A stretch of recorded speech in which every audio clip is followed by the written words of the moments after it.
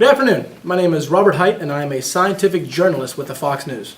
For the past couple of months, we have been following a disease that is on the rise in the United States. It is called mucormycosis. On the show today, we have three guest speakers. My first guest speaker is Dr. Paulding from the University of Cambridge. He specializes in the background of fungi. Hello, doctor. Hello. Can you tell the audience a brief description, summary, characteristics of mucormycosis? Sure.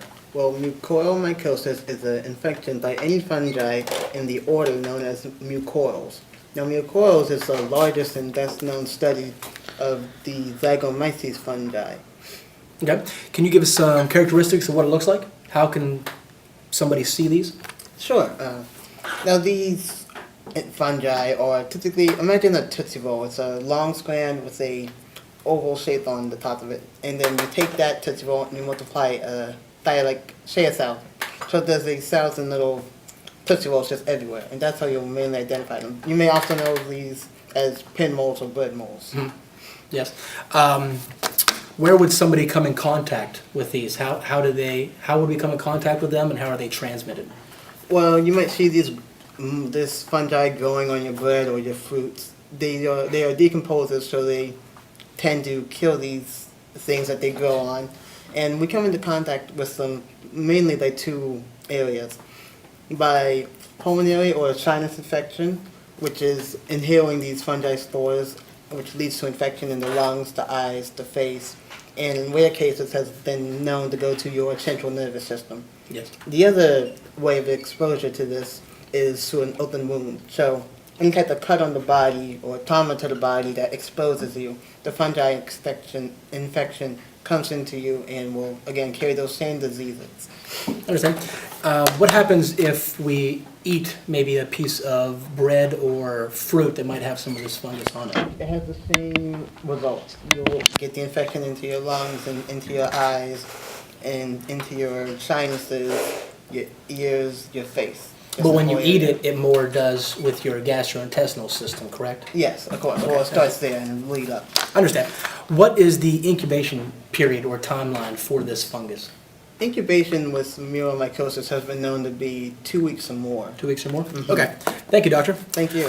My next speaker I have is a physician. His name is Dr. Clemens. He is a physician with the CDC. Hello, doctor. When a patient comes into your office and you suspect that they might have mucormycosis, what are some symptoms that you would look for right away? Well, when the patient comes in, they may think they have a sinus infection or a pulmonary infection, but when we look for that, we can tell that it is this mucormycosis because they're either vomiting or have really bad sinus headaches or they're coughing up blood. Even times it can go into the gastrointestines and abdominal pains, which is a bigger worry for us. Understand. What tests would you run to actually verify that it was mucormycosis? The first things we do are a CT scan, MRI, or X-ray of some sort, and that's just to find the hyphae. And if we see that hyphae, the only way we can be sure it is this fungal disease is by doing a skin test of the actual fungi. Okay. Once you are sure, or you're pretty sure that it is mucormycosis, how would you treat it? How would you go about treating this infection? We'd like to go about things very quickly, so we intravenously pump amphotericin B into the body, which is antifungal, and we cut out the infected area and some of the good area around it, so we make sure we have everything so it doesn't come back. I understand. What are some long-term side effects or effects of getting this disease? Well, unfortunately, because of the amount we have to cut out, it has a risk of death because it's such a bad procedure. Also, meningitis, staph infections can occur from the procedure. From the surgery itself? Yes, yes. Okay. How would we, me, everybody else in America, how would they prevent from getting it themselves or their children from getting it? Well, we really only see this happening to people with lowered immune systems, such as having HIV or AIDS or diabetes. So these people have to worry about it the most, and they can stay away from things that have fungi that grows on it, such as bread molds, bread in general, sugary foods, stuff like that. Stuff like that? Yeah. Okay. Thank you, doctor. My next speaker is a spokesperson from the Public Health Office. He's going to talk to us about some statistical data. But before that, we're going to go to a quick commercial break.